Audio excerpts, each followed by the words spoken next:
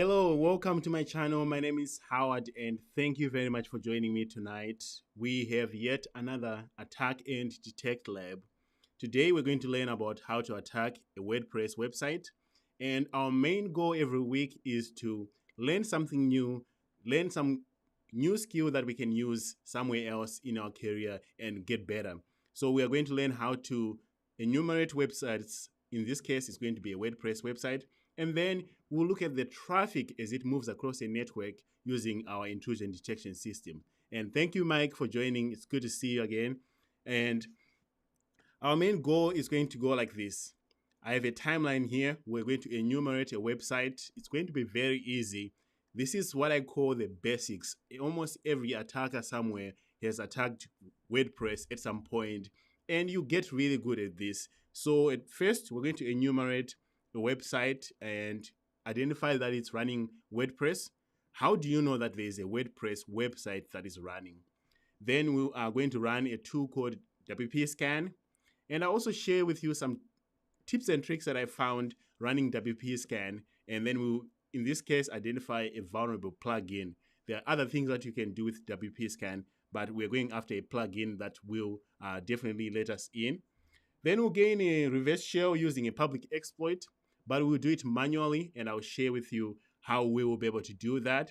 Then, of course, we try to find out if there's a password. Every time there's a WordPress website that is running, there's always a configuration file, and if the administrator did not hash the password, you can see it in plain sight, and it's an easy win. You should be able to go and find it, and I'm going to show you how to do that. Then, of course, my favorite part of the day is after we do all this attacking and we became ethical hackers, as we would like to think, what does that traffic look like on a network? Can a network intrusion detection system capture this traffic? And what does that look like? And can we learn something as we actually attack and detect like we're doing right now? So thank you all for joining. I really appreciate it. If you have any questions, please feel free to let me know in the comments, but this is going to be our timeline. For those who are new on this channel, my name is Howard, and I have some of these certifications that you see here. The one that I'm most proud of is the Offensive Security Certification.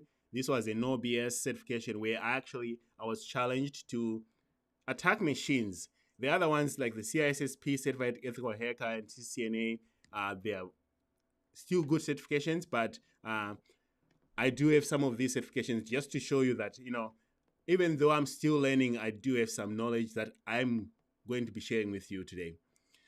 Quick network diagram. I'm going to be sitting from here, the Kali Linux machine. That's where I'll be attacking. Our Security Onion is going to be getting mirrored traffic from a layer 3 unified switch. I have a network tap. It's actually slow. It's like 100 megs compared to this one is gigabit ports. So I'm preferring mirrored traffic. I'm dropping some packets here for those of you who want to end up being network security engineers and you want to optimize your network.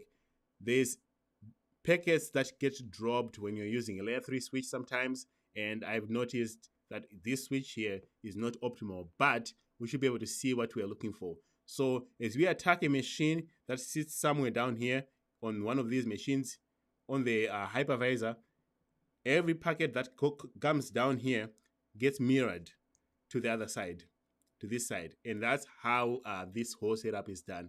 And I have videos that can show you how to mirror traffic and everything on my channel as well.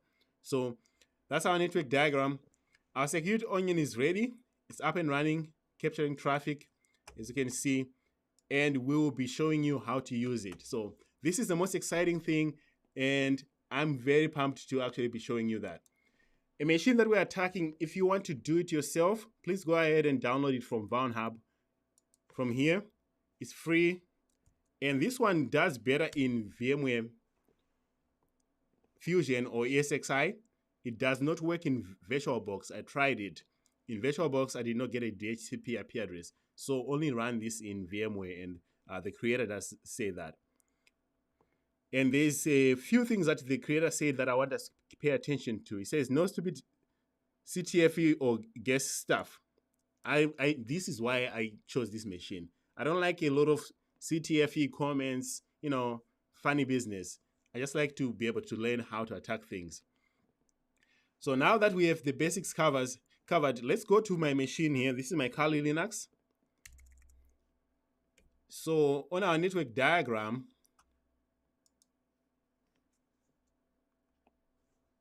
if it can load fast, on our network diagram, this is the Kali Linux machine, and I'll do just a simple ping on 192.168.169. I got a 169 IP address today. Interesting. So how do you know what IP address you have? You can either check your DHCP server, or if you're doing a pen test, your client would have given you like, hey, this is our IP address. That's what you're doing. If you didn't get the IP address from a client, maybe you did some OSCP and you looked at the DNS records for the IP address. Whatever you do, you will have your IP address. In your lab environment, the easiest thing is just go to your DHCP server, see what you got, and in this case, I got 169. And this brings us to step number 1. That is enumeration. We need to enumerate this target. What is running? We don't know anything so far. We just met this IP address. And so far, Nmap has been our tool of choice. I'm going to actually try to graduate from Nmap and write my own Python scripts that actually do the same thing, because I'm tired of Nmap getting caught by the Nmap user agent by Surikata. It's getting old. So in the future, you're going to see that I might actually switch from Nmap to a simple bash script or Python script. But for now, we just use Nmap because we are learning. So what did I just type here? Nmap is a tool that will scan a computer and tell us which ports are open and what services are running. SV will tell us the versions of the services. Say if it's running FTP, it will tell us, hey, I found port 21 running, but also this is the version that I found. That's what the SV stands for. SC, it will use some default scripts to try to do some enumeration for us. It's not exhaustive, but it's good. Then this P here says scan all TCP ports. So we are going to scan all TCP ports. And of course, on our victim, this is not scanning UDP ports. You have to scan UDP ports if you're going for exams like this OSCP, even Certified Ethical Hacker. Look for both TCP and UDP. Most of the time, 90% of the time, TCP is going to be where you find your ports, but just know that this is only TCP ports. I'm doing all ports. This is really good stuff because we found only 2 ports. I say good because we only have 1 port to enumerate, which is port 80. Sometimes it could also mean bad because that means we might have to do a UDP scan. And when you do a UDP scan, do a -SU like this. That's the flag you need to put for UDP. I don't do that often, but as you can see, we see that it's running an Apache website. What is the first thing that I always say we do with UDP ports?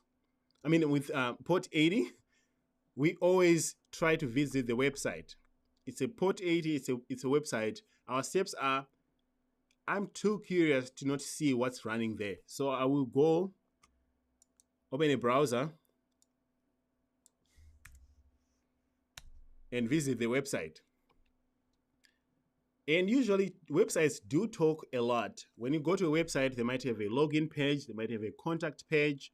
If they have a contact page or login page, what do you look for? You're looking for SQL injections, cross-site scripting, any other things, injections, any injections from OWASP top 10, I would try them there on a login page or a contact page. And also if you see a blog, you read to see if they expose any information. Some people are not that smart. They will say, well, my company includes these people here and years. You might even see people's usernames there. So just make sure to read whatever you see on a website. In this case, it says WP Pawnbox. Remember, your goal is to just get root shell. Your goal is to read root.txt. So that's nice. And that's part of the challenge. And we should be having fun with this. So, okay. The obvious things that you should check when you get to a website is robots.txt. I mean, it's like muscle memory. You just check for robots.txt. You have to check for robots.txt.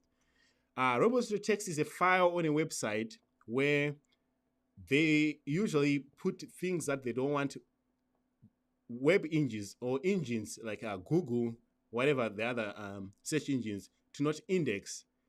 And some people think that that's a secure way of protecting some of their directories. But in this case, there's nothing here. So we need to focus on the real stuff. So this person is actually having a lot of fun on us, but it's good fun because you need to check robots.txt. All right, robots.txt didn't give us anything. What is this thing running on? Is there JavaScript in the background? So we go and right click and we view page source. You always view page source. Don't just glance and just run over. Just look at the page source. That's the first thing you should probably do before robots.txt. And we see nothing.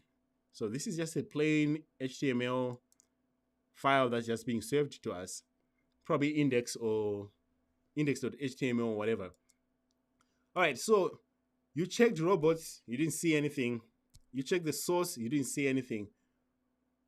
What else can we do?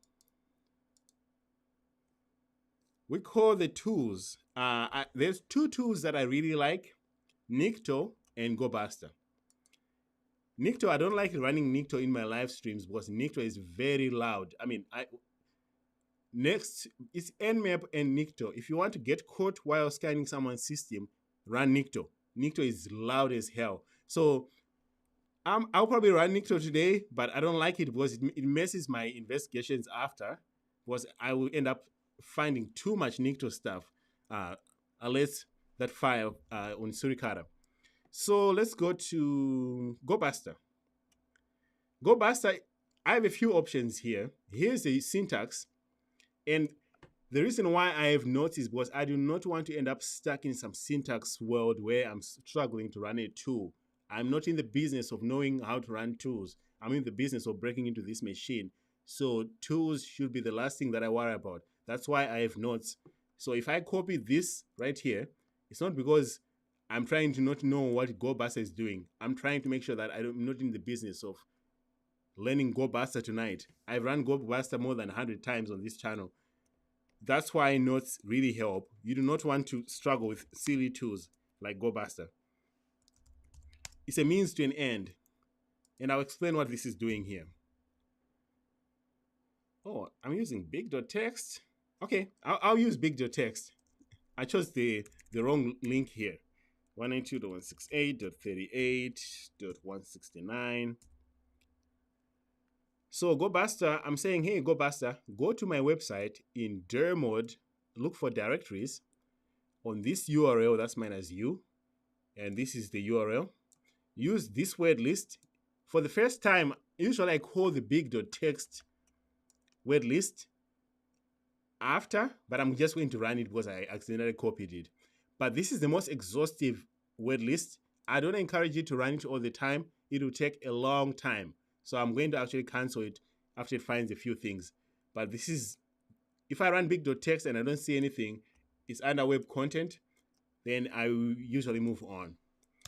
But what is GoBuster going to do? It's going to go to our website and say, hey, what other directories do you have? In this case, right away, we see we have a /WordPress. Well, that's interesting. This is how you identify that a website is running WordPress.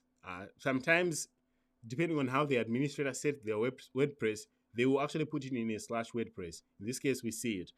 Or it will be on the main page here, on the root directory. So let's go to /WordPress. It's a 301, so we're not expecting it to actually succeed properly, because I did see the status was a 301, so it's a redirect.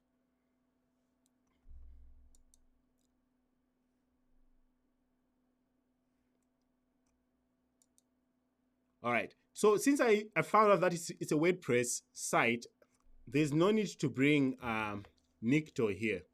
I'm actually going to avoid Nikto.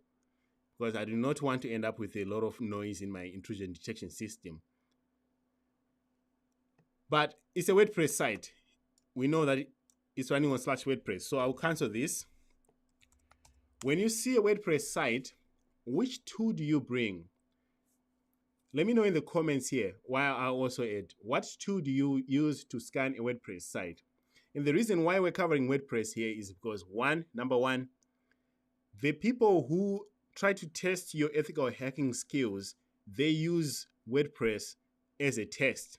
So if you're going to go for the Certified Ethical Hacker Practical Exam, you are most likely going to be tested on WordPress.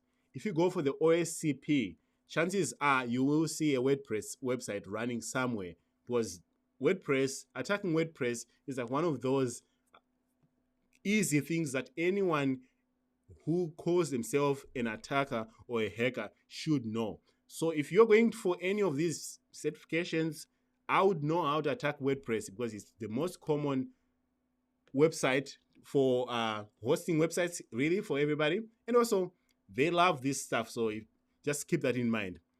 Someone says, let's use WPScan. That's awesome. Yeah, we're going to go for WPScan, because that's going to be our tool. WPScan. So what is WPScan and how do we use WPScan?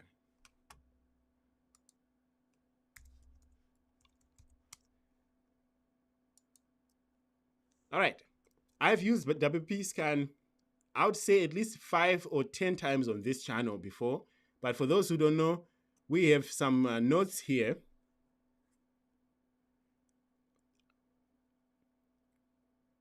I said go here for myself. So here's an article that I prefer to refer to when we talk about WPScan. It's from Hacking Articles. I'll copy this in the comments. Add it to your own notes as well. On this article, it will explain what WPScan is and how we can use WPScan. In this case, you can just scan the URL. I like this first one. No strings attached. Let's do that. So if you see WordPress, you run WPScan. There are other things that you can extrapolate the same experience. So if it's running Drupal, there's DrupScan that you can run. That's a Drupal, whatever other platform, it's called Drupal or whatever it's called. It's the same exact idea. There's tools that you can use to run. All right, so for now, let's say that we just copied that. And we're saying we want going to 38.169. What can we see? It's a tool to scan a WordPress website. So let's find out. You and I are going to find out. What is this going to do? There we go. WPScan is starting. While this tool is running, I don't want to wait too long here. Let's go and look for our intrusion detection. We should have been running intrusion detection system in the background anyway. And every Sunday, I always say, attacking is fun. Knowing what the attack traffic looks like, that's where the money is at. If you can tell me that you attacked and this is how the traffic looked like, now you are actually know what you're doing. You're not just pointing and shooting some tools from the internet. And we're not in that business either. So as you can see here, we have to make sense of what this is. I put this to the last 1 hour because we've just been attacking. Our intrusion detection system is running in Security Onion, and the most important thing for you to know about Security Onion is we're running 2 tools that I'm very interested in. We're running Suricata and Zeek.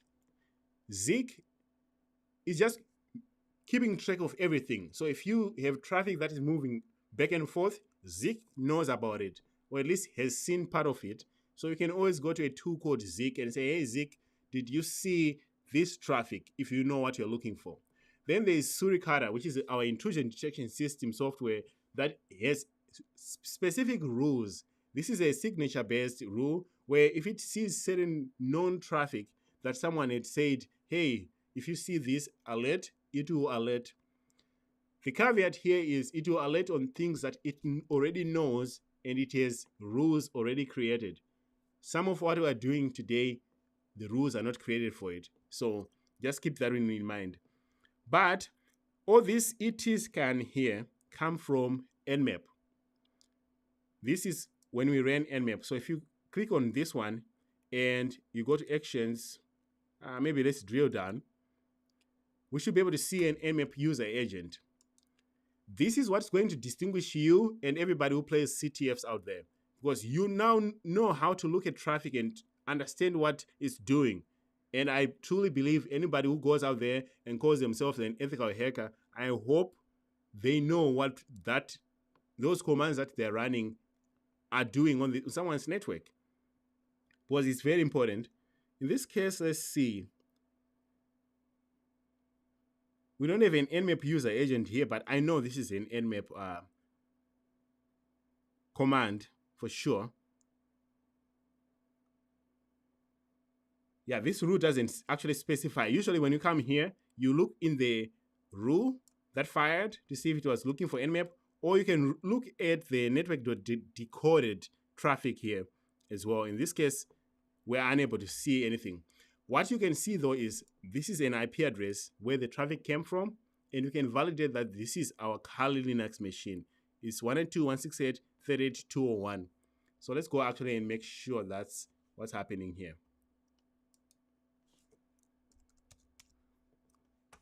Yeah, that's our Kali Linux machine. So this is where the traffic came from. So we know that for sure. Coming back to our results, WPScan went and said, hey, URL, what do you have for me? Let's see what we found. This is like throwing the kitchen sink at the application. We're just saying, give me whatever you can find. So we're hoping we're lucky here. We have to be very specific sometimes. And I'm just looking at these here. It found this version of WordPress. And this is nice. It found ours as a plugin here called Social Warfare. And when it found the plugin, it probably scanned it.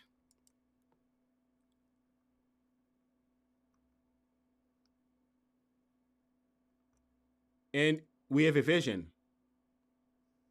So I'm just going to copy this. So when you have a WordPress website, you're looking for two things. You want to scan for users. You want to scan for plugins. And usually it will tell you from here. In this case, it told us, hey, I found a plugin. So I'm just going to take its word for it and copy that name.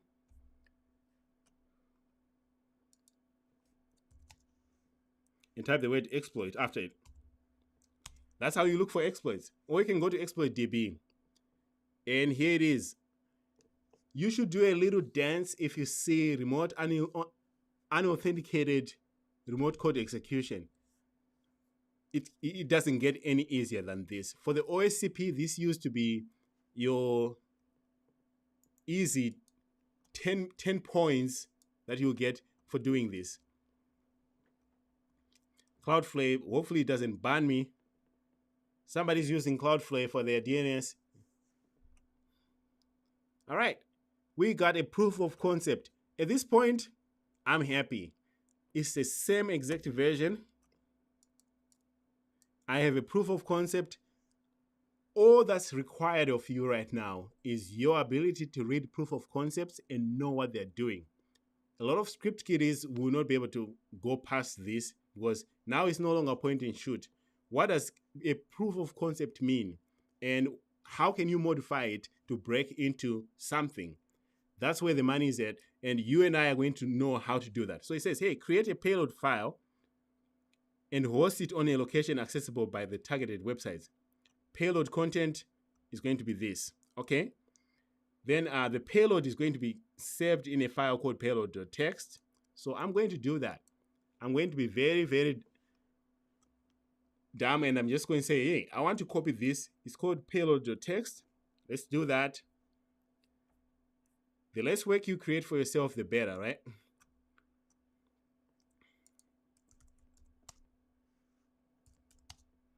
I'm going to name it exactly what they have, make my life easier. It's called payload.txt.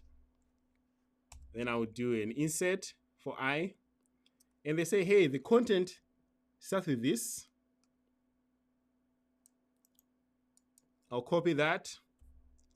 There's probably a better way to do this. There's probably a Python script somewhere on exploit.db to do this, but I like this manual way that we're doing. Here, if you have never interacted with Linux in your life, you're probably going to be filtered out. You will not know what you're doing. You get lost. You'll be out of the equation. We know better. You and I know better. We cannot just go and add cat etc password. This file is the most protected password on the Linux system. This is like the whatever the US base, the most protected United States base that you have out there. It's like going to Guantanamo Bay and just thinking that you can just walk in there. No, you can't. You cannot cat that file. First, I would like this thing to tell me, who am I running commands as? So I'm going to say, run me the ID command. Once I know who I'm running the command as, then we can start talking, right? So far, I'm just going to replace everything and say, give me the ID command, because I know if I try to cat etc password, 90% of the time it's going to fail, unless if I'm already running as root. So that's where your knowledge is going to really help. So here's payload.txt. We have a file. Then it says visit my website, my WP config file, then HTTP to the attacker host. Oh, that means that I'm hosting payload.txt on a website. Well, I can do that. I know how to host a website. It's Python 3 minus m http.server. Because I'm lazy, I do not want to deal with ports. I will host this on port 80. Some people will host it on a funny port like 8080. No, I will host it on 80. Why? Because I want to come back here and just copy this whole thing here and not worry about inserting a port somewhere. So I copy that thing, open a browser,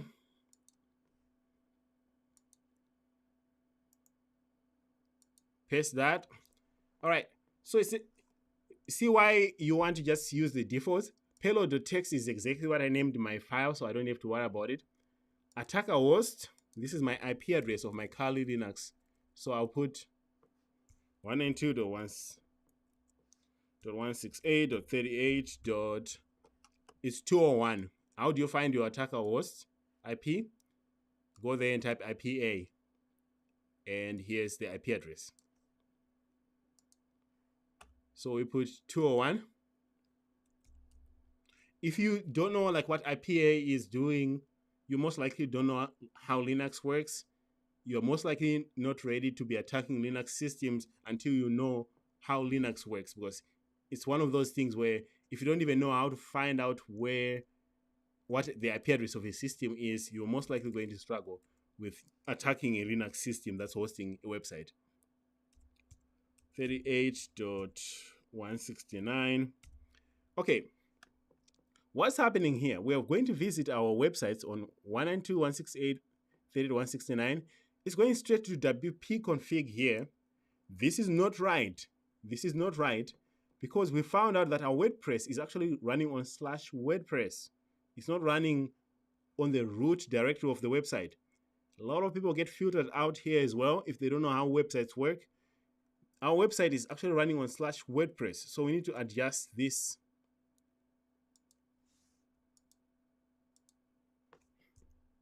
To be /WordPress. If you do not adjust that, it will just fail and you wonder why. Okay, so we're going to our website and we're using this. In this case, if we point to our URL according to our payload, we should be able to run the command ID on the system. And knowing the results of ID will just tell us, who are we? Why do I want to know? Because if I know who I am running commands as, that might inform me on what the next commands that I'm going to run are going to be. Did I just mess this up? Somehow I messed it up.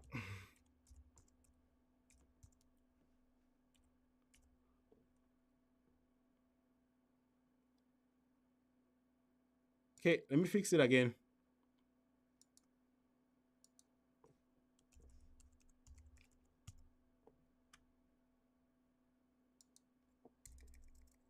and 192.168.38.201. All right.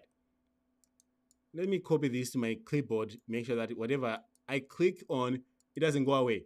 So I should see the results of the command ID if I do this. It might take a second. It says nothing found. What did I do wrong here? I typed 210 instead of 201. Dyslexia.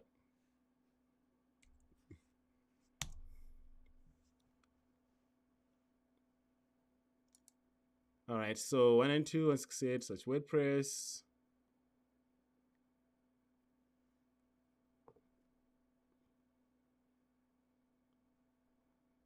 Yeah, the IP was wrong. Now why is this thing not running? Let's go back and I can see 200. Okay, yeah, that means my payload actually worked. So I know that it's getting there. Maybe I've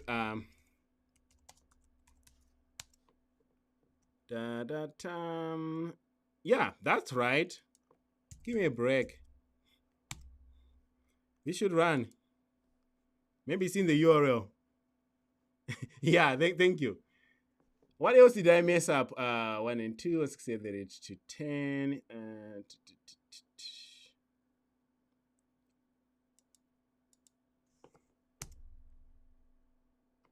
Okay, I'm going to cheat a little bit. So it should be the same as this. Let's find out. And this is how you hack. It's not always smooth, and you need to be very sharp at testing your stuff. Okay, so sh.text works.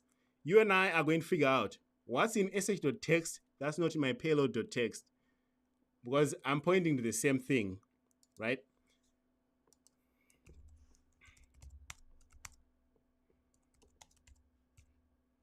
I'm going to cat both files.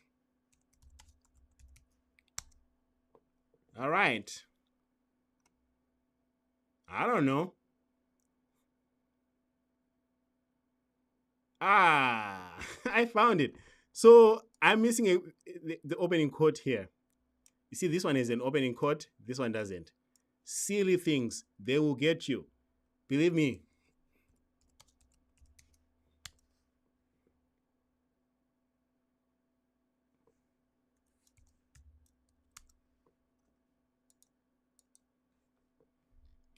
Why is my quote not showing up when I cat the file, but when I VI into it, I can see it?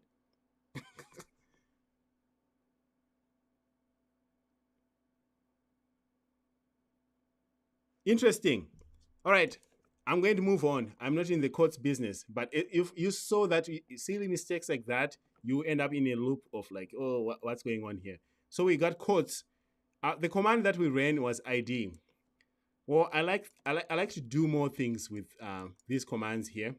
Let's actually just edit the one that works. Instead of ID, let's ask it, hey, are you running Netcat? Or maybe Python. Yeah, let's go Python. I like Python reverse shells. Are you running Python or Python 3 or no Python at all? So I start with Python. Why am I doing this? If I see that it's running Python, I'll just find the Python one-liner, Python reverse shell one-liner, plug it in here and get my reverse shell and get out of here. I can ask it if it's running Netcat as well, but I like Python.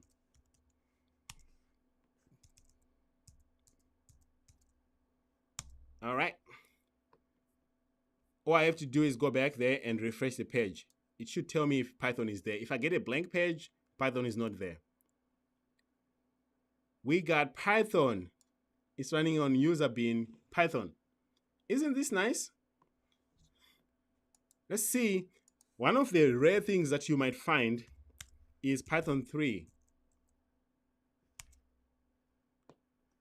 Sometimes most people nowadays, you will not see Python 3. I mean Python 2, you see Python 3. Why? Because Python 3 is the preferred way to write your applications. So let's ask it if it is Python 3. And what I'm saying is we need to get in the business of knowing if Python, how to get Python 3 reverse shells. All right, I'm asking it, hey, you got Python 3 too? Refresh that. This thing said, no.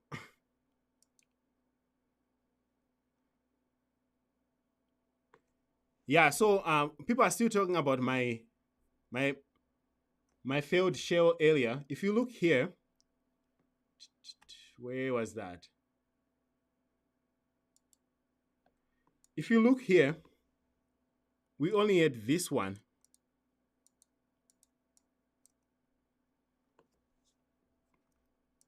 I thought for sure this one needed to be included, but for whatever reason, no, it didn't need to be. Weird, but I'll take the shell that came. So is this saying that there's no Python 3 here, but there's Python? Whatever it's saying, I don't care. I'm just going to ask it now. I'll ask the audience, do you want us to get a reverse shell using Python or Netcat? Your choice. But in this case, I truly believe, I thought there was Python 3. Let's ask it. Oh, now I was being silly. I thought there was Python 3. Look what I did. I asked for Python 333.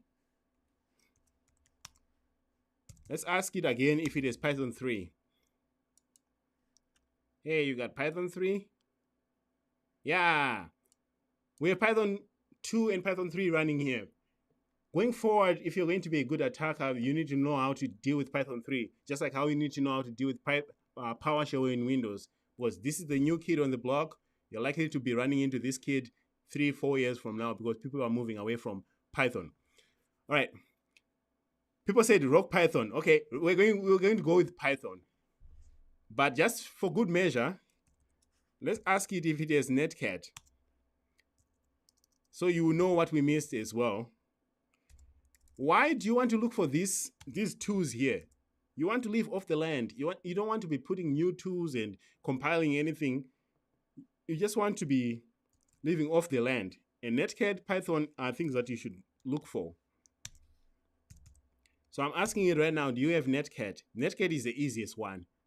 That's why I'm trying to avoid it. Yeah, we also have Netcat. So we have Python 2, Netcat, Python 3. The hardest one is going to be Python 3. So for you to learn something today, I'm going to share with you a resource on how you can get a reverse shell using Python 3. It's a little oddity that you should keep in your pocket. And here's an article that I'm going to share with you in the comments. I love this stuff because it's not every day that I do a Python 3 one-liner, and it makes me happy. This article that I shared with you, it will tell you exactly what you're doing in Python. That's why I also like it.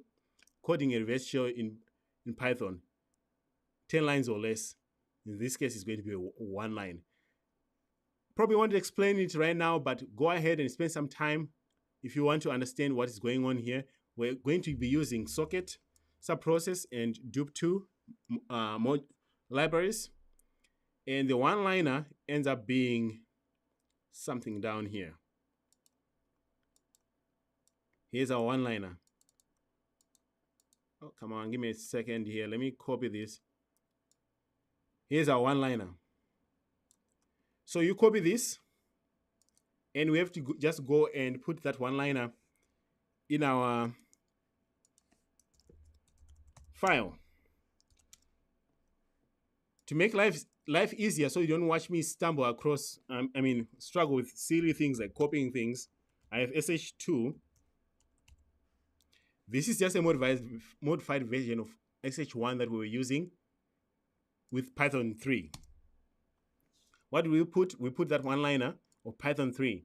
I'm telling you, it's not every day that you run a Python 3 one-liner to get a reverse shell. It's rare.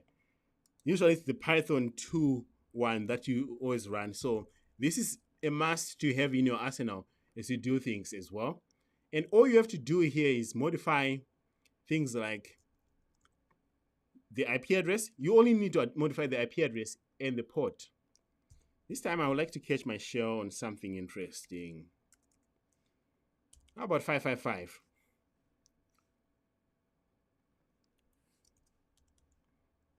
All right. So it's in SH2. That means that I still maintain the integrity of my SH1. Let's host it. But before we go and click on it, we got to start a listener. Netcat minus LV NP on 555. That's the one that I just made. Was it 4 5s or 2 5s? Now I don't know. No, that's going to drive me crazy.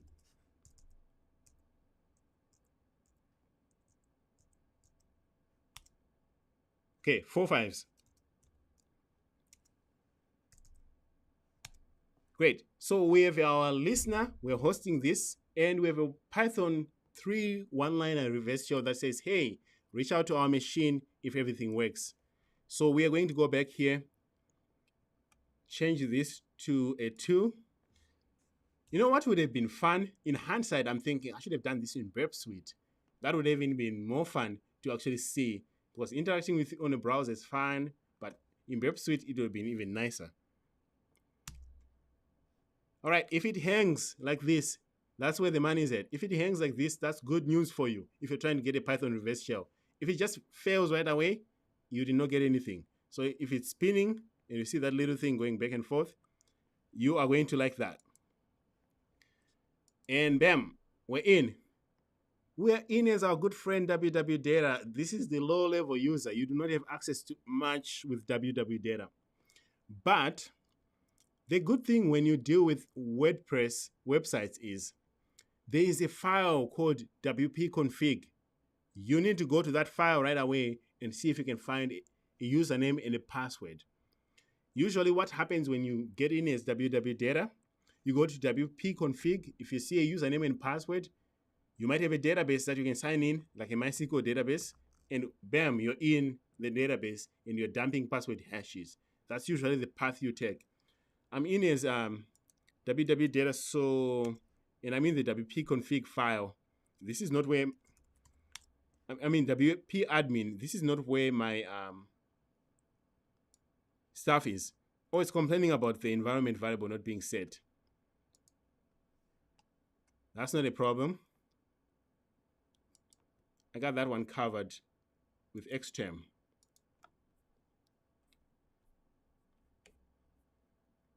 This is some of the nuances that you need to do, like, oh, what does that mean?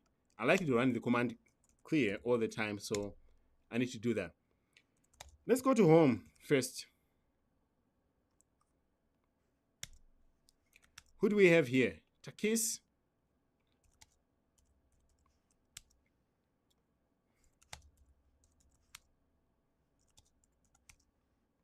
Can we? Oh yeah, we can read the flag. This is the user flag. All right, we found the user flag, but we're not that user. That's interesting.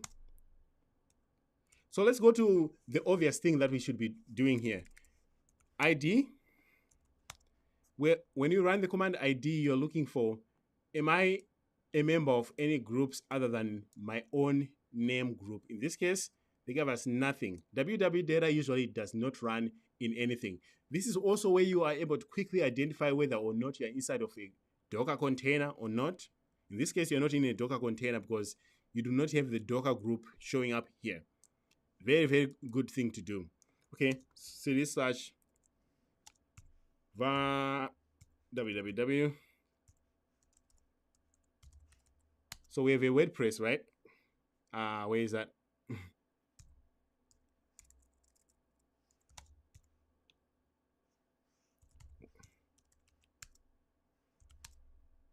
So the HTML,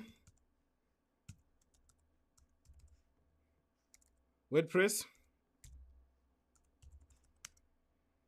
If you have a WordPress, your template is set for you.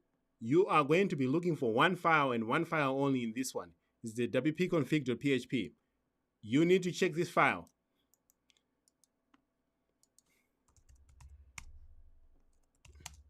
Why? Because this file it's not always, if it's set up correctly, you will not see this. But you see API keys in here. You see DB password. That's the database password. And this is the password. So we have a user called Takis that's running on this system, and we found a database password. Two things should come to your mind. Do I have a database that's running locally that I can sign into? And it's a MySQL database most of the time because it says here MySQL. Do I have a user? So if you steal this password and you see it in plain text like this, the low-hanging fruit is to try to reuse this password with any user that showed up in the home directory. There could be 5 users there. Try it with everybody. Password reuse is a big deal in the real world. People are lazy. They'll reuse the same password to go to the database. They'll reuse the same password to SSH into the system. It sounds silly when you're doing a CTF like this, but people are lazy. They do these things in the real world. So make sure if you see a password here, you try on every username that you have ever found. Go and spray that password everywhere. You owe it to yourself. Do that. Someone says SSH into it. I'm going to do that. So we found out that we have a user, and this is the database password. And the DB user is called WP_user. If trying to get in with the users that exist does not work, then I'll come back and I try to find out, is there a MySQL database? Can I get in there? And can I dump real password hashes? But for now, password reuse is my first target. So I'll copy that. And that brings us to, let's just do an ls/home so I can show you. This is where you find the list of valid username. We have just one user called Takis. So new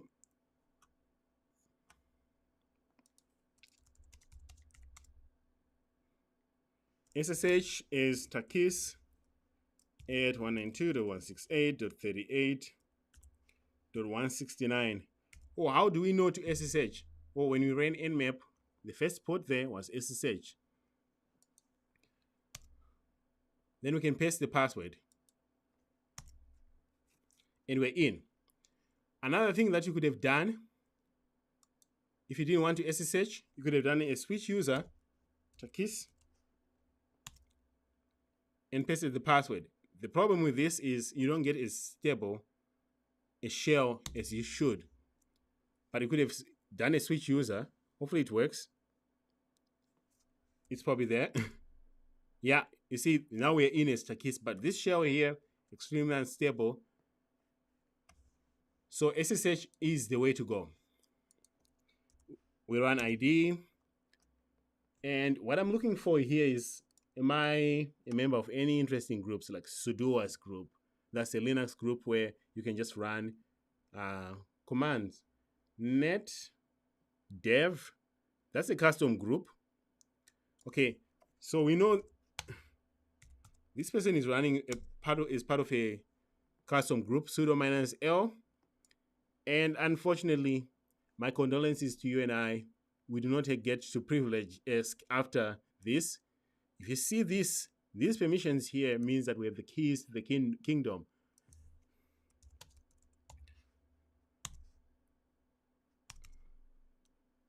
I should have just done, wait.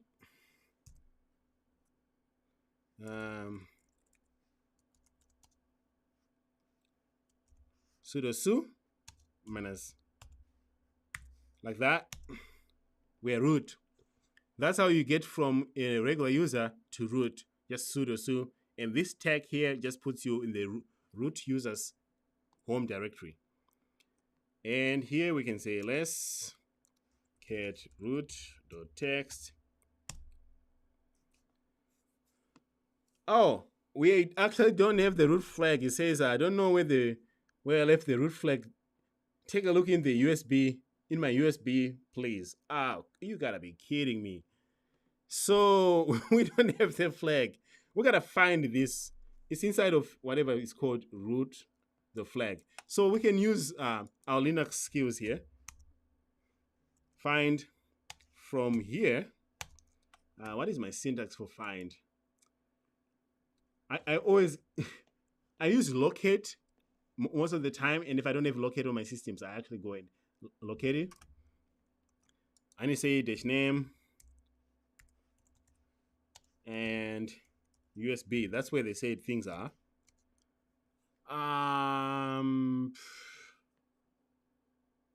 need to put this to dev now. Or should I? Maybe not.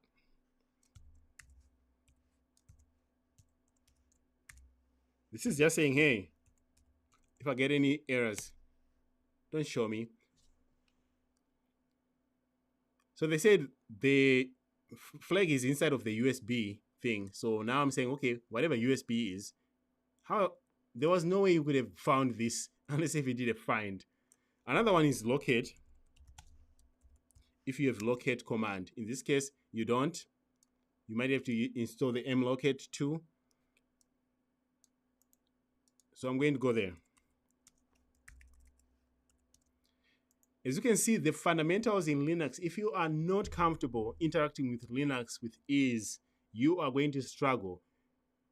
A lot of you on this stream probably are very excited to be attackers and hackers, but the honest truth is, if you do not know how to just navigate Linux with ease, things are not going to be going well for you because you'll be struggling with silly things like finding out where this USB was. It will probably take you 30 minutes instead of just using the find command or the locate command. And as you can see, we got the flag and it's game over. Awesome. So we are in business. We learned how to attack WordPress. Biggest takeaway is here. Always look for that WP config file once you break into WordPress.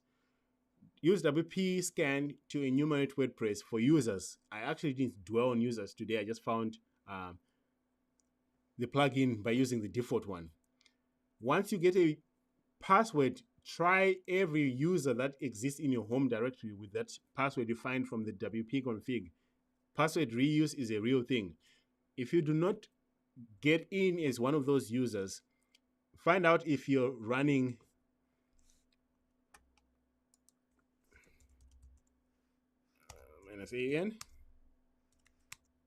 find out if you're running MySQL locally. In this case, I just typed the command SS. Well, what port are we listening on and what's happening? Find out if you have a local MySQL service that's running. And usually if you run tools like LeanPeas, they will show you. But we got the flag. Someone says, check the var folder. What's in the var folder?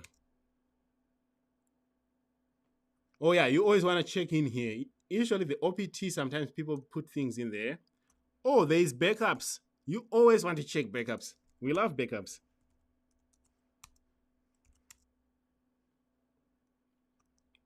Really?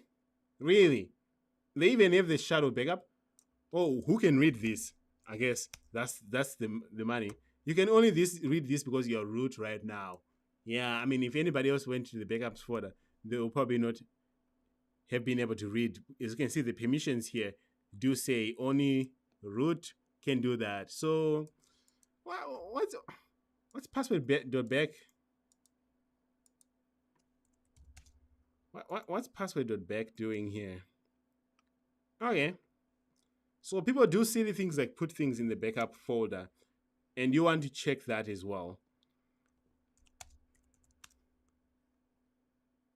All right. So we just got a reverse shell. Let's move on to the final part of our engagement here and say we got a silly reverse shell, very easy stuff that we did. Well, we do have an intrusion detection system. What did we see? And I always tell everybody, this is what's going to distinguish you and everybody who plays capture the flags and just runs tools. You now are curious enough and want to know, well, if I just run a bunch of tools against someone's system using HTTP, which is not encrypted, what do they see? If they're running Security Onion intrusion detection system out of the box without custom rules, they don't see much. They only see your nmap just going here. Maybe let's adjust this. Even if we do 2 hours, nothing. This is you scanning, making too much noise for no reason. They can go to hunt, they can hunt for things if they've seen indicators of compromise on the systems. In this case, their endpoint detection would have told them, hey, we see our host is under attack. And if you look here, indicators of compromise can come in all kinds of ways, right? Indicator of compromise means things that are happening on your environment that will show you that you are being attacked. One of them is if they're monitoring their intrusion detection system. In this case, we're using Grafana. We should see an increase in events when an attacker started running tools. We should see an increase in events, meaning if you are monitoring your security events and log management system, your SIM2, which you should always monitor, you have something like this, like CPU usage, uptime, statistics on how your SIM2 is doing. You should have that. In this case, I'm looking in the last 3 hours. Management interface, that's fine. Management interface, that's what we use to SSH. We're looking for monitor interface. Look what happened here. On the network level, we saw spikes. We saw a lot of traffic show up here. This is when we were running tools. So the network will tell you, hey, I see stuff. Just like when you're sick, body temperature will start going up and you start having a fever. Something bad is happening, and this is an indicator right here. While an intrusion detection system is saying, on the monitor interface, I'm seeing spikes of traffic. This is when we ran our nmap and we didn't even, our go buster probably. How can we qualify this? If you go to the real intrusion detection system, it will tell us, yeah, sure, I did see an increase in traffic right here. So you can correlate network bytes to actual network events. Very important, especially if you want to move to the next level of your detection and understanding what things are doing on the network at the network level. Even if you didn't know that we were under attack, you should start asking yourself, what happened here? Why did we have a spike? You should you should go hunting after you see this.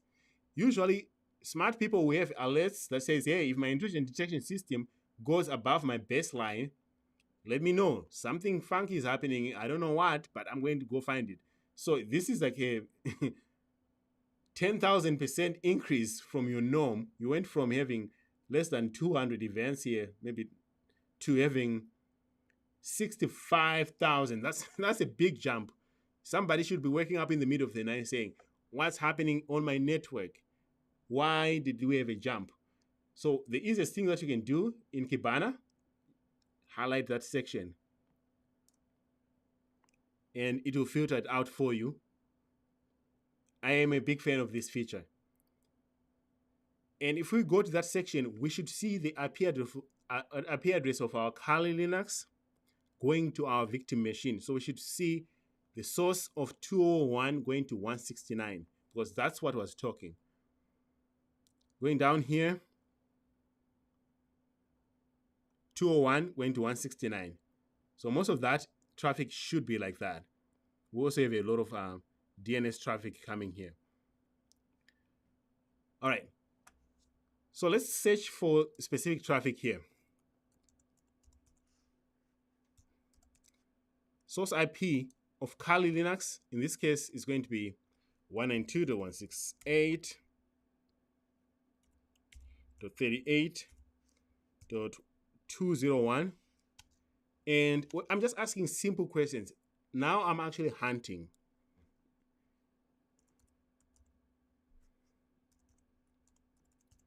Destination.ip of, say, 192.168.38.169. I just want to know, what did my network see coming from my Kali Linux going to this victim? Just tell me in this time period here. And here's the traffic. Destination port was 80 because we were attacking 80. And here's all the traffic that we saw. This is one-way traffic, by the way. You need to reverse this if you want to see the other way around. Like our reverse shell coming back, you need to reverse this. So that's the traffic that we have. What if, let me use the actual Discover tab here, which is nicer. And by the way, this tool is 100% free. You do not have to pay for Security Onion to do this. And if you can interact with Kibana the way I'm doing here, you can interact with Splunk, no problem, because it's a variation of this stuff. You can interact with Logarithm and any other tools. The idea is you know what you're looking at. So the reason why I like the Discover tab here is because now I can see, oh, there was some traffic here, there was some traffic here. I ran a tool called sh.text. Quick disclaimer, don't run this wildcard in someone's environment. My time needs to change here.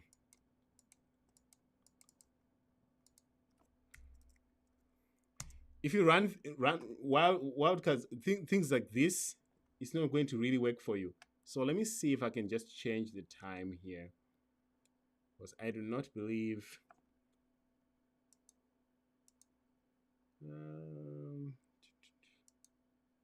There we go. Let's change our time. It's looking in the last 15 minutes. We're not going to see that. Let's look in the last 120 minutes.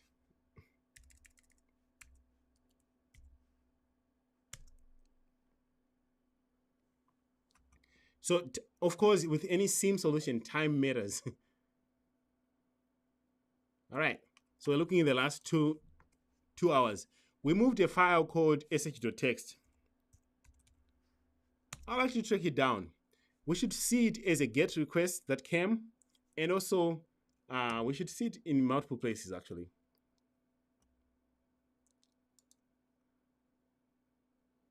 All right. Apply that. This is really fun stuff. I will pick on this packet here. So this might look like a lot of gibberish to a lot of people. And if it's the first time you're seeing it, it's very uncomfortable.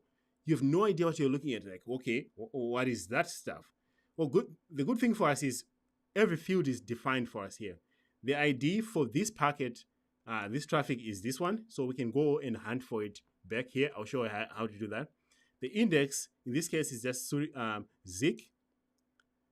There's a Suricata index that's out there.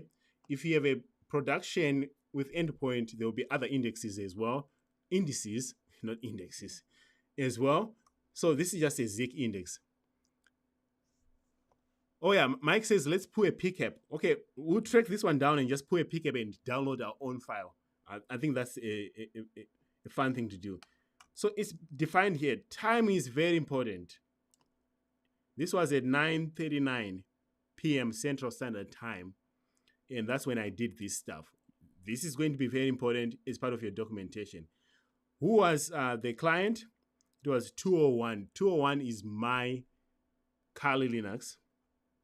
Destination was 169. Okay. And we see that we have somebody visited this URI here. Do you remember that when you plugged it into the browser? And we went to sh.text. We also went to sh2.text, which gave us a reverse shell, by the way. But here we have a sh.text. Was this a GET, or it should tell us if this was a GET request, because I would like to make sure that I'm pulling the actual packet when we're... You know what? Let's pull specific GET request. It should say http.request. Really? There's no http.request method? Oh, that's Wireshark. How do I pull the actual method that it actually was using, whether it was post or get? It's http. Oh, http.method. I hope that works. I just wanted to when it was a get. And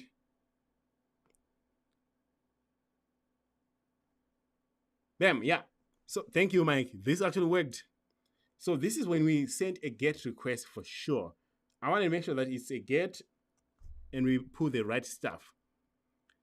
What is an HTTP method? If you learn about websites, there's post, get, and options and all those things. In this case, this is a get request. I'm going to put a pcap. Oh, no, no, no, no, no. This one is ugly. I like this one. This one is clean.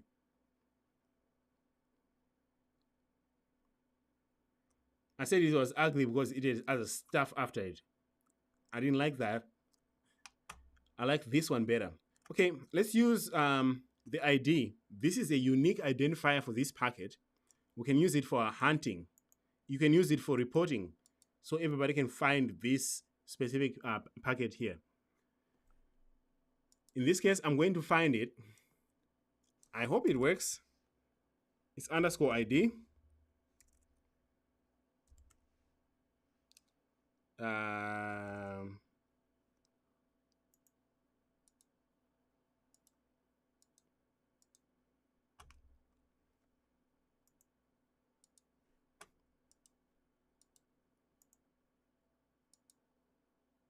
All right.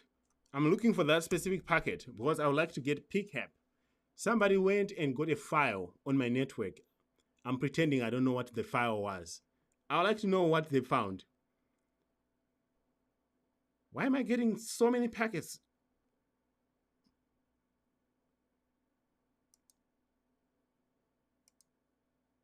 No, no, no, no, no. We don't like that. Let's use a different ID. This log UID, maybe it'll give us one. I'm expecting one packet and one packet only. Not that one.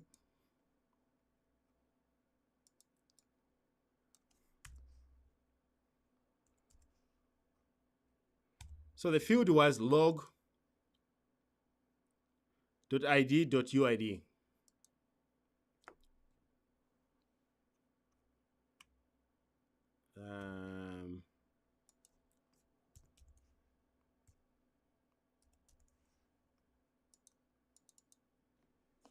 All right, there we go.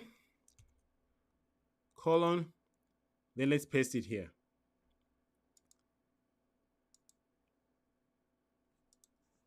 It's kind of slow, so let's give it a second. We kind of need to be a little patient here.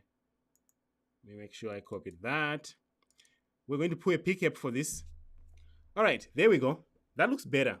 So lesson learned, if you're using security onion, log.id.uid is better than the ID. ID, I think it tracks the whole stream. This one tracks just this one.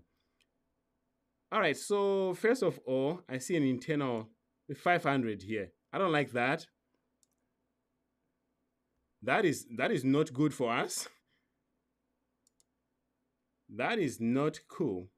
Maybe you're looking at the wrong packet because this one, status code was 500. I'm not happy with 500.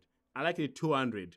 So let's go back and do a better job here.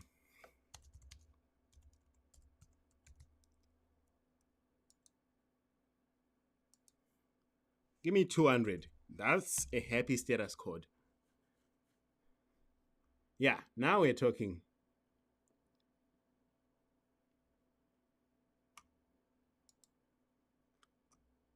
Now we're talking something better because I did not like that one. But if you didn't know, of course, this is where we are learning, right? You know your HTTP status codes, you know how to interact with data. You are going to be a very efficient person as you look at things. All right, so we found this one. Where is my ID this time? This one.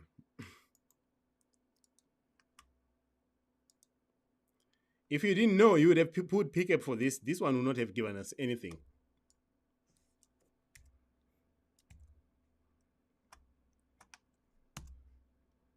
All right. Now we are talking. It says plain text here. And this is the one that we're after. So if you click here, actions, give me a pickup. This is going to pull a pickup from the network. We're going to see who started this problem. This is like attribution, right? If you have learned about TCP handshake, This is you seeing TCP handshakes in real time. This is not like some book telling you, hey, before you TCP talks, you need to do a scene arc. Here it is. You can see, oh, somebody started it. Who started with the scene? It was 169. That was my my IP address of the victim. It reached out back to my site, so I can tell this file was downloaded from the victim to Kali Linux. So the request was initiated from the victim. And how did we do that? We did it through a browser, and we know that because we did it. Let's download this. I'll open this in Wireshark. You can interact with Pickup here. I just prefer Wireshark. It's easier. It's 10 times easier. So here's Wireshark is coming up. We'll give it a moment. Our goal here is to download the file that we just uploaded to the victim using the wget commands. My Wireshark is going to be a little color-coded. HTTP traffic, I make it yellow. This is good for, especially if you have all kinds of traffic. In this case, I'm looking for only HTTP traffic. And in Wireshark, the file that we're after is this one. This is the packet right here. It's nice. It's even, you don't even need to download the file. Look at this. This is the one where I made a mistake. Remember when I was looking for Python 3 and I typed 3 threes earlier, if you're paying attention? This is where I made that mistake, and I said, hey, system, which Python 33333? So this packet is me trying to enumerate the system. But if you wanted, of course, you can go to File, Export Objects, Export HTTP, and you can export the file and save it somewhere on your system. In this case, it's saved in my downloads folder. Yeah. But in this case, we don't even need to save it because we can read it. This is when I mistyped my Python one. All right. So now that we're done with this one, let's go and see what else. If this was a malware, you would forward it to your malware analyst or whoever is good at malware than yourself and say, yo, I found this file. This is what they moved on my network. Interesting stuff. And also, I hope you saw that we can use this Kibana querying language here to search for things. The Splunk programming language, SPL, would do the same, or whatever your SIM solution uses. But this is the gold standard for us, Kibana querying language. Or you can use the other one. Let's look for our reverse shell. Destination dot port. What port did we use? Holy smokes, I cannot type.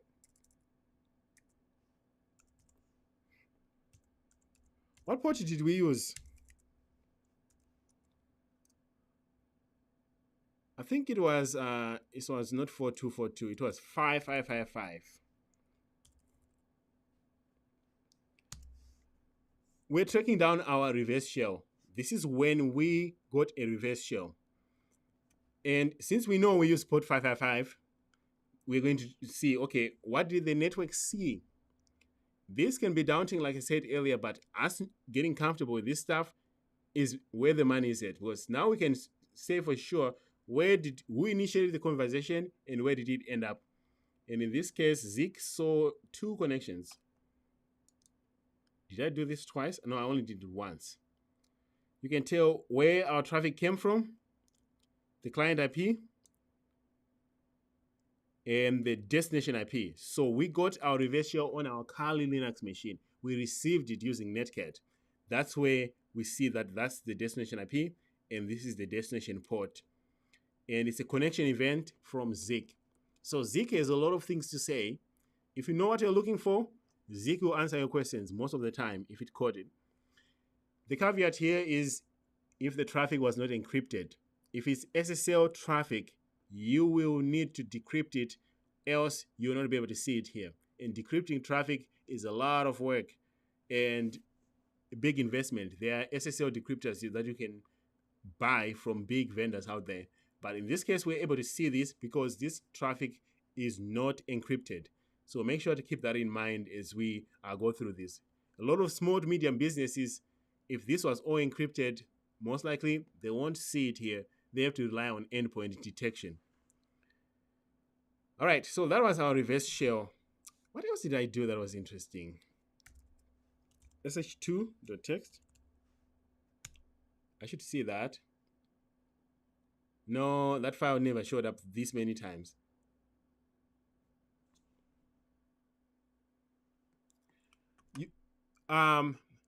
Hassan said, does this machine work in VirtualBox? Which machine are you talking about? If you're talking about Security Onion, yes, Security Onion will run in VirtualBox. I cannot guarantee the performance depending on what kind of machine you are running. I'm running this on bare metal hardware. I just got tired of Security Onion being super slow, so I'm running this directly on real hardware. It's a Dell 430 server that I'm running on, but it will run on VirtualBox, it will run on ESXi, Fusion, Workstation, any hypervisor, or you can just install it on an old desktop. Performance-wise, your mileage might vary. It might be very buggy and slow. Why am I getting sh.txt everywhere?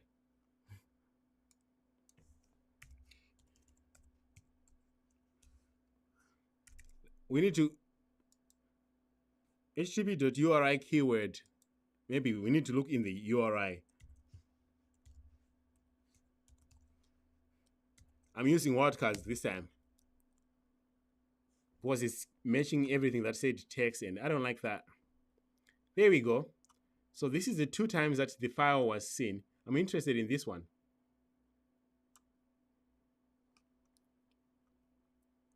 And here's sh2.txt. Unfortunately, our suricata didn't even catch it.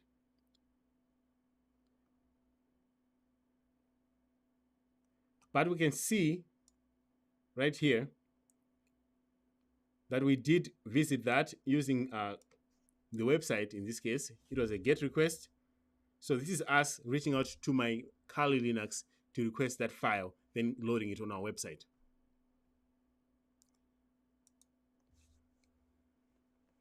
All right, so this is really cool stuff. Is there anything else that you think we might want to look at? So we looked at our reverse shell traffic. We looked at our files. We could show you that we can find them. Let's track Nmap. So if you're curious if somebody's running Nmap in your environment, http. Is it user agent? Yeah. Let's just use the normal user agent.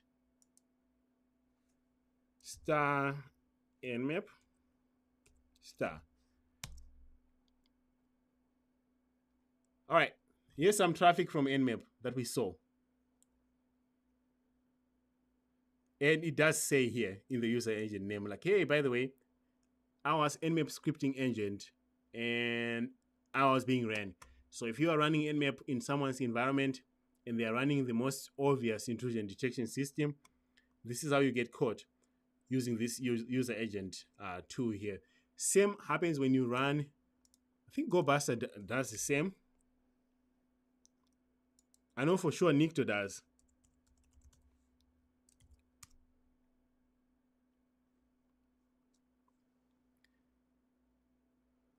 These tools do talk and they will put their name in the user agent in. That's not smart. At the same time, you get to know. So here's GoBuster as well. So if you are running tools from the internet and you're just like pointing and shooting and pointing and shooting, you will be detected and you will be blocked. And if I had an intrusion prevention system, I'll just say, hey, if you see HTTP user agent of GoBuster and Nmap, don't even process that traffic because somebody should not be doing that. I can actually just go and create specific rules looking for this user agent here. Unless if you know you're being pen tested, there shouldn't be any reason why any legitimate user will be running this unless if it's from IT, in which case you might want to whitelist your rules and see where things happen. All right. So go Basta, Nmap, and also Nikto, they all get caught. That was where we wanted to spend some time. Can you please let me know if there's anything you would like to hear from me? I'm now able to answer any of your questions, and we can see if we can keep learning. Awesome. I'm just going to go through some of these comments just in case I miss anything. Joseph Jones is here. Says, greetings from Chicago. Thanks for joining. Appreciate it. And Mike and BT are usually here almost every week, and they're very, very good resources for just answering questions and keeping my streams almost quiet. So if you, one of these days, I will invite them to be on camera, but for now, I think you might have seen that their input is really helpful. Someone said here, they installed Security Onion, but they're unable to sniff traffic. Do you have a layer 3 switch, or do you have a network tap? You need a layer 3 switch or a switch that is ability to mirror traffic. What kind of switch do you have? And then we can see if it works. I'm using a Unify switch, but I've used $50 switches from eBay before. Any switch that is a layer 3 switch, it'll do the job. If you want optimal performance, I encourage you to get a gigabit switch. I used to have a 100 meg switch, and you get a lot of packets that get dropped depending on how much traffic you have. And I see Samba is here. Thanks for joining, Samba. I hope you're still here. Do I have a video that for what I use for my live broadcast? I use Ecamm Live. It's called Ecamm Live. It's a software. If you have been on my live streams, you know I really do not want to be stressed out by random stuff. Ecamm Live is you plug it in, you click a button, and you're live. I could have gone with OBS and all the other tools, but there was too much babysitting with those tools. Like, hey, change my audio, make sure that the audio is syncing. No, I just don't have time. I paid $200 for this streaming software, and it does what I want. And my $200 a year, that's better than me dealing with OBS and being laggy and all those things. So it's called Ecamm Live.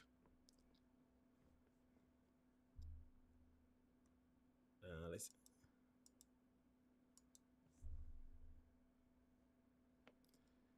And thanks, Mike, for saying the most attacks are around plugins. WordPress is very buggy.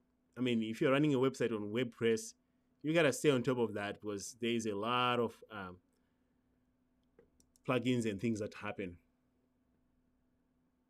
Yes, actually, I like this idea, Mike. Thank you for saying that. With Nmap, not only can we change, you can tell Nmap to report that it was ran from a different IP address, so it will report whatever IP address you choose. You can tell, hey, Nmap, tell the people who will be investigating this that the traffic came from this IP address. And we can even tell it, hey, the user agent is this. So next week, we'll actually do that. That's actually a fun thing to do. So thanks for that.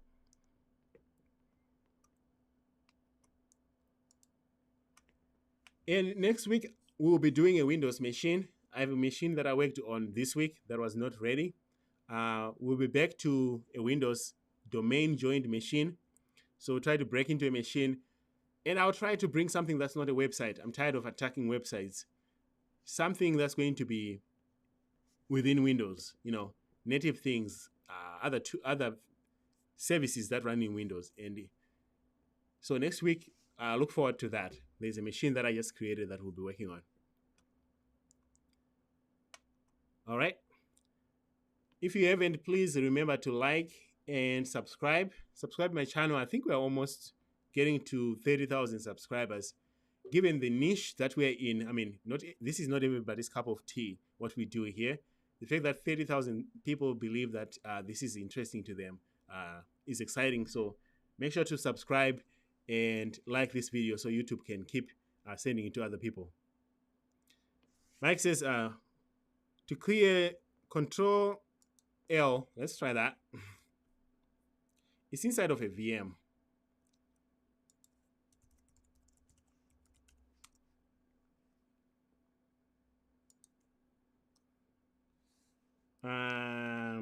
Control L.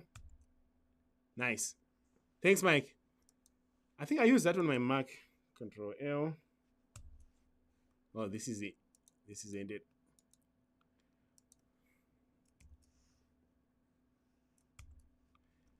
Awesome.